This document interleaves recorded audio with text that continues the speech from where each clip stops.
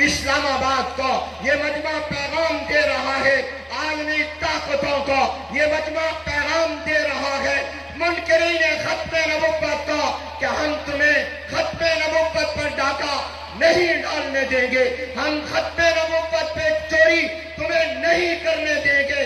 जब चौकीदार जाग रहा होता है, पहरेदार जाग रहा होता है, चोर चोरी नहीं कर सकता, डाकू डाका नहीं डाल सकता।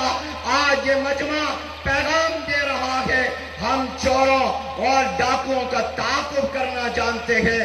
जब तक एक मुसलमान भी जिंदा है वो खत्मे नबुव्वत का तहफ़्फ़ुज़ करेगा इंशाअल्लाह। हाथ बुलंद करके कहो, हम खत्मे नबुव्वत के चौकीदार हैं, हम खत्मे नबुव्वत के पहरेदार हैं। हुर्मते रसूल पर, हुर्मते रसूल पर। मेरे दोस्तों, हमने कभी नहीं कहा कि हम दीन के ठेकेदार हैं, इस्लाम के ठेकेदार हैं। हमने ये कहा है हम इस्लाम के चौकीदार हैं।